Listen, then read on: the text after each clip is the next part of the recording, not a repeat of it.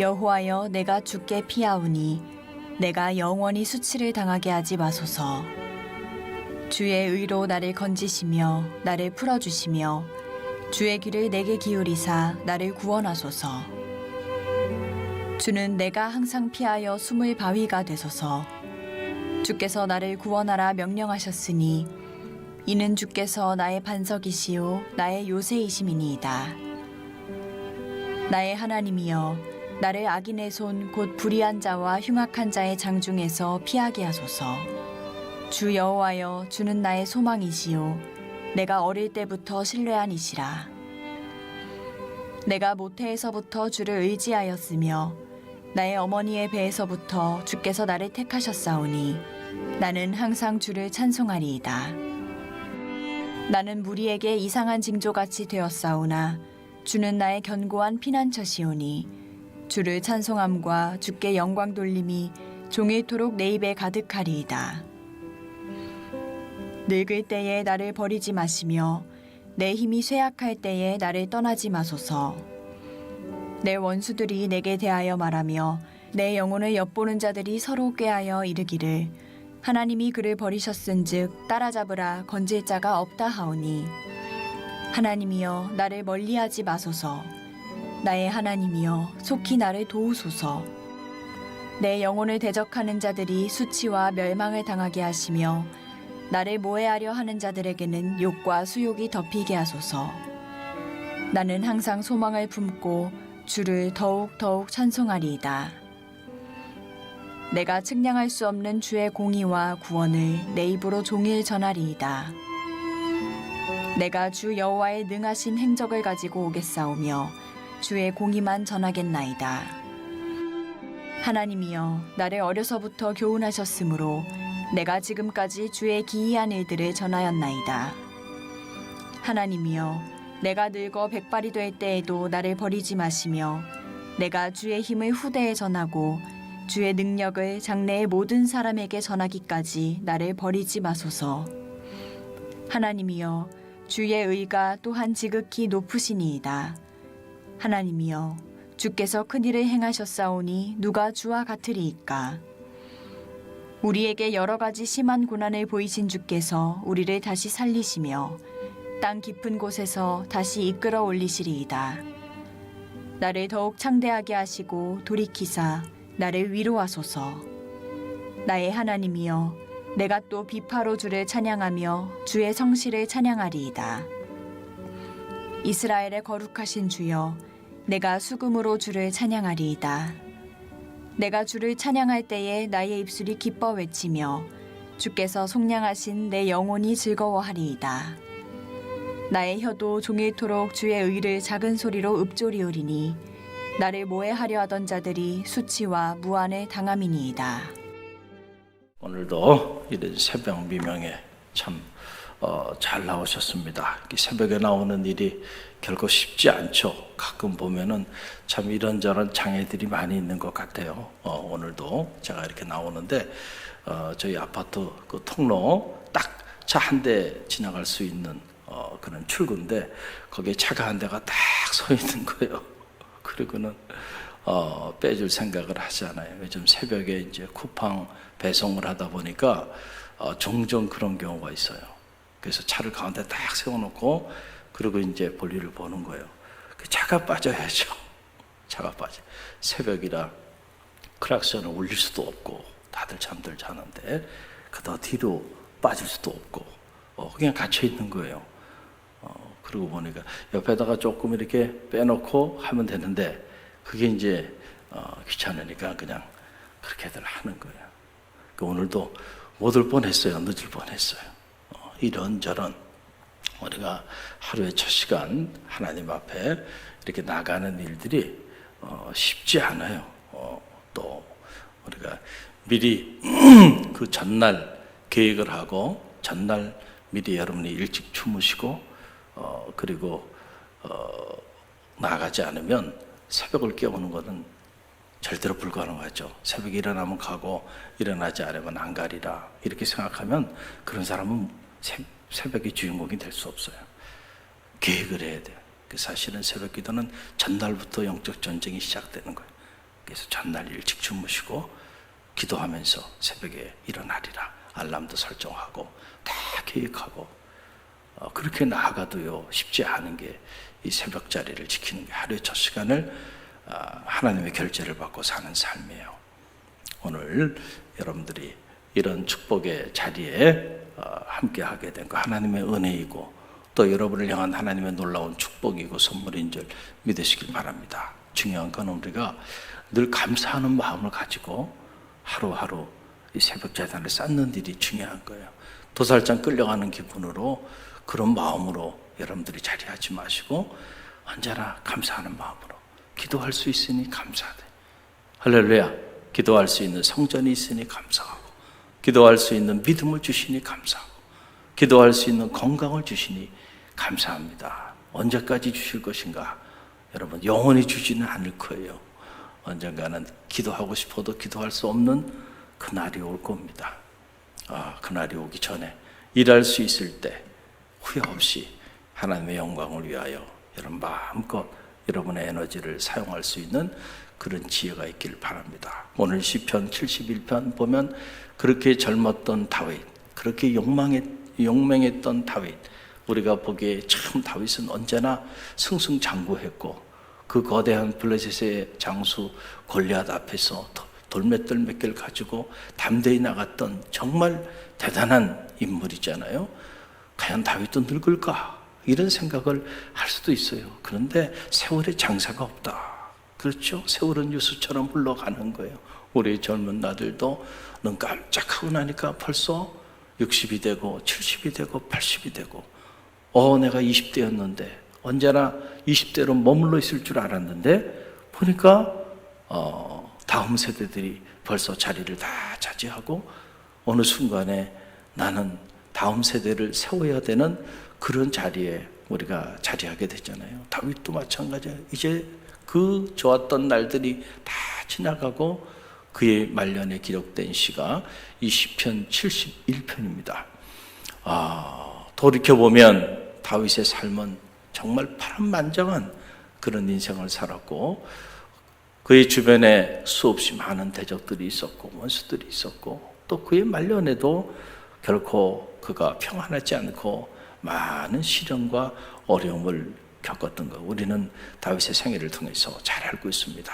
그런데 다윗이 어떻게 그 모든 시련과 환난과 그 역경들을 잘 극복할 수 있었을까? 다윗의 인생에 있어서 그런 고난들을 새로운 축복의 기회로 만들어 나가는 그런 힘이 다윗 어디로부터 온 것일까? 우리는 궁금하죠. 근데 오늘 시편 71편에 보게 되면 그 비밀이 이곳에 나와 있는 것을 보게 돼요. 특별히 그 힘이 어디로부터 왔는가? 오늘 말씀을 우리가 들여다보겠습니다. 5절로 6절 말씀을 보세요. 5절로 6절 먼저 함께 읽어봅니다. 주 여호와여, 주는 나의 소망이시요 내가 언제부터 어릴 때부터 신뢰한 이시라. 내가 모태에서부터 주를 의지하였으며 나의 어머니의 배에서부터 주께서 나를 택하셨사오니 나는 항상 주를 찬송하리이다. 아멘. 자, 가만히 보면은 다윗은 어릴 때부터 내가 어릴 때부터 신뢰한 이시라. 하나님은 나의 소망이신데 나의 소망이 되신 하나님은 나의 어릴 때부터 어머니의 배에서부터 내가 택함을 받고 모태에서부터 내가 택함을 받고 항상 주를 찬송해 왔다라고 하는 거예요. 그러니까 다윗의 이 뿌리 깊은 신앙, 뿌리 깊은 영성은 어릴 때부터 그에게 심어진 것이다 라고 하는 걸 알 수 있고요. 그래서 17절로 18절 말씀 보세요. 17절로 18절 함께 보겠습니다. 하나님이 나를 어려서부터 교훈하셨으므로 내가 지금까지 주의 기이한 일들을 전하였나이다.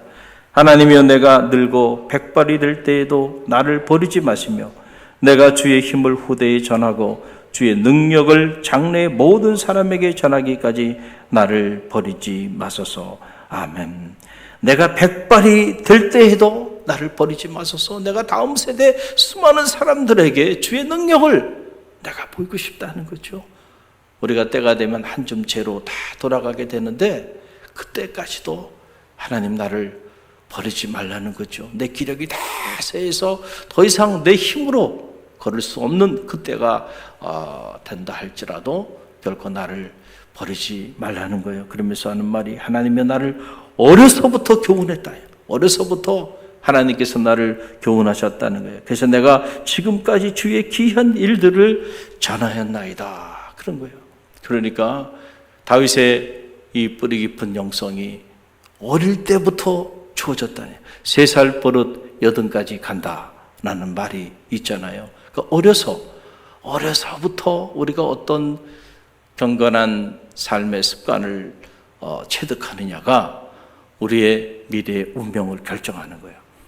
그래서 우리가 흔히들 하는 말들이 이런 좋은 내용들을 일반 세속 교육들이 자꾸 이런저런 모습으로 차용해서 저기교육이다 해가지고 돈벌이를 하는 거예요.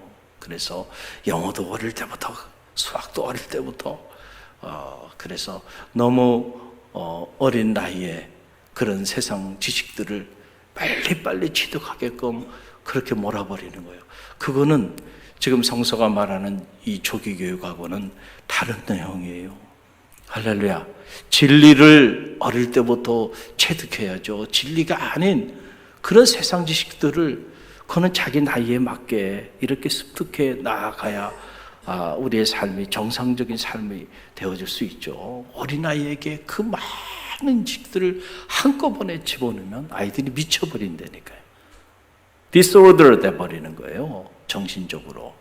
그래서 인격적으로 정상적이지 않은 그런 자녀들을 만들어가는 것도 모르고 그 조기교육에 그 엄청난 돈을 투자하면서 아이들을 그냥 어릴 때부터 이리로 저리로 내몰고 있는데 안타까운 일이에요. 정말로 우리가 아이들이 어릴 때부터 가르쳐야 되는 것은 진리를 가르치는 거예요.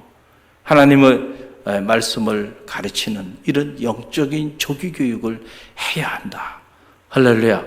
그런데 믿음의 길을 걸어가는 부모들이 이 영적인 조기교육의 가치는 전혀 아랑곳하지 않고 그냥 세상 교육에 아이들을 막 내모는 거예요. 그래서 어린 아이들이 학원을 3군데, 4군데씩 보내면서 말이죠.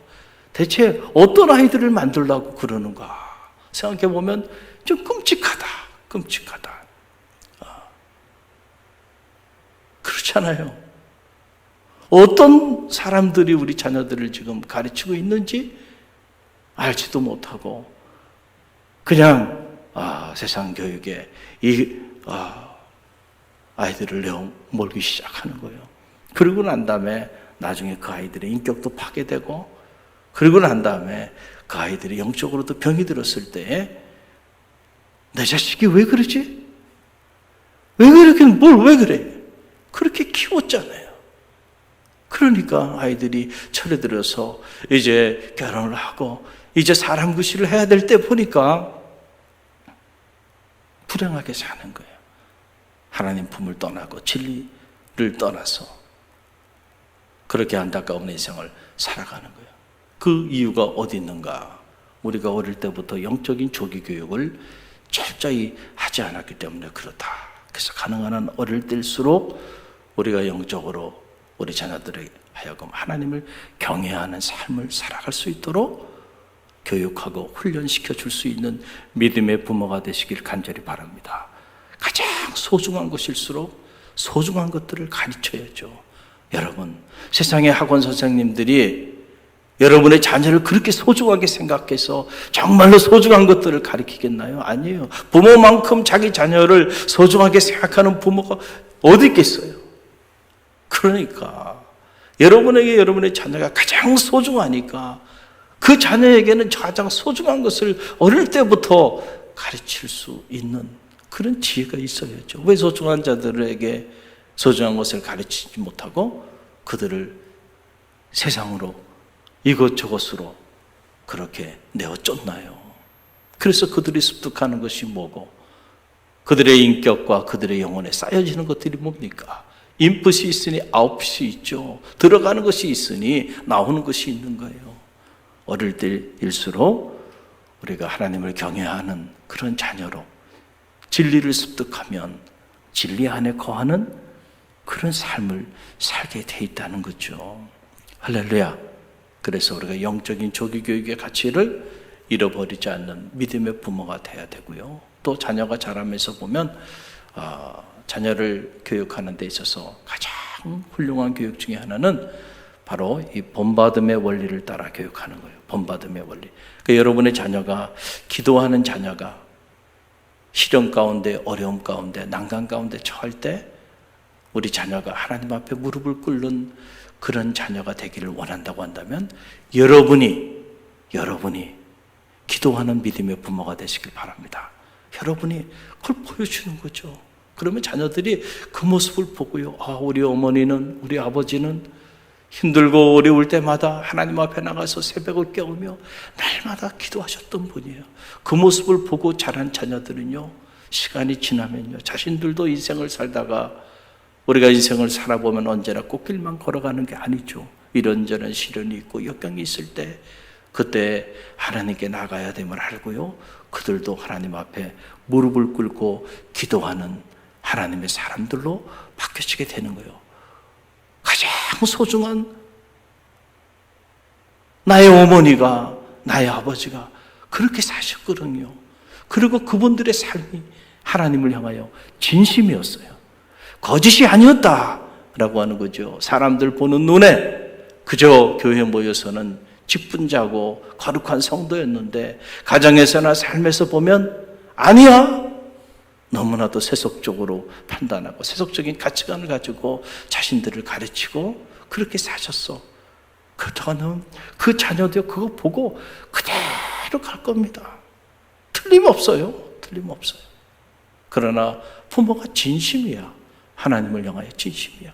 그래서 가정에서도 자녀를 가르칠 때 그렇게 세속적인 욕망을 따라 살아가도록 가르치지 않냐고 늘 하나님 안에서 경건한 삶을 살 수 있도록 믿음의 법도를 그렇게 가르치고, 또 부모도 부족하지만 그런 길을 걸어가려고 그렇게 부단히 애를 쓰는 그런 모습, 하나님의 말씀을 정말 우리 부모는 너무너무 소중하게 생각해. 그래서 시간이 날 때마다 말씀을 기록하고 말씀을 묵상하고, 그리고 은혜 받은 말씀들을 잘 수첩에 적었다가 자녀들에게 선물로 보내주면, 이게 부모가 이 믿음의 삶이, 하나님을 향한 믿음의 삶이 진심이야. 그렇다고 한다면 그 자녀들이 그런 부모를 보고 뭘 배우겠는가?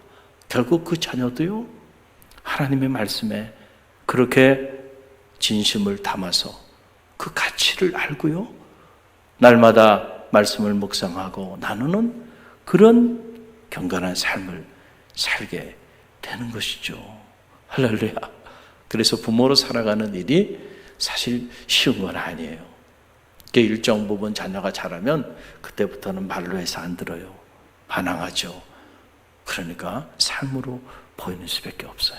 그래서 여러분 가만히 보세요. 한번 여러분 주변을 한번 가만히 보세요. 경건한 가정에서 경건한 자녀들이 나옵니다. 부모가 믿음 안에서 정말 신실하게 신앙생활을 하면은요, 가만히 보세요. 그 자녀들도 경건한 삶을 살아가요. 그런데 부모가 순 엉터리야. 보면 신앙생활 하는 게. 그러면 그 자녀들도 가만히 보세요. 엉터리예요. 엉터리. 똑같이 보고 배우는 거예요. 이걸 본받음의 원리라고 말을 하는 거예요. 자식은 욕을 하면서도요, 배우는 거예요. 부모에게 저러지 말아야지 하면서도 자신도 모르게 그렇게 가는 거예요. 그렇게 가는 거예요. 그러니까 우리가 믿음의 길을 걸어가는 거는요, 우리 자신만을 위한 것이 아니고 다음 세대, 우리 자녀들을 위한 길임을 여러분 꼭 기억하시고, 내 삶이 우리 자녀의 신앙의 모델이 되고, 내 삶이 우리 자녀의 신앙의 흔적이 되고, 내가 믿음 안에서 살아갔던 이 삶의 모습들이 우리 자녀들이 다음 세대 살아갈 모습이라고 생각하고, 우리가 경건의 옷깃을 여미고요, 말씀과 기도, 그리고 하나님 앞에 정말 진심으로 나가는 그런 경건한 믿음의 부모들이 되시기를 간절히 바랍니다. 그럴 때 우리 자녀들이 어릴 때부터 나를 교훈하신 하나님, 나의 어머니의 모태에서부터 나를 택하신 하나님, 내가 항상 주를 찬양하나이다. 그러니까 그 수많은 세월들, 파란만장한 세월들을 보내고 백발이 돼서 하나님 품에 떠나기 직전에까지도 다윗의 마음속에는 하나님이 살아있잖아요. 그 하나님으로 인하여 그가 수많은 환난과 역경과 고통을 다 극복하고 정말 사라지지 않는 다윗의 별이 돼서 오늘까지도 다윗의 이름은 그 영광스러운 이름이 됐고, 그가 머물렀던 모든 자리가 성지가 되고, 그가 했던 말, 그가 기록했던 글들, 그의 삶 전체가 하나님의 세계를 드러내는 기독교 경전이 되는 이런 위대한 인물로 쓰임받게 된 거예요. 우연히 그렇게 된 게 아니다는 거죠. 저는 말하기는 여러분의 자녀들이 달처럼 빛나는 삶을 사는 믿음의 용사, 또 뿌리 깊은 영성을 가진 하나님의 사람으로 이 어두운 세상에서 정말 빛처럼 정결한 삶을 사는 은혜가 있기를 간절히 축원드립니다. 그러기 위해서 우리가 믿음의 부모로서 영적인 조기교육의 가치를 알고, 그리고 우리의 삶 전체로 자녀를 믿음으로 양육하는 성도들이 되시기를 간절히 축원드립니다.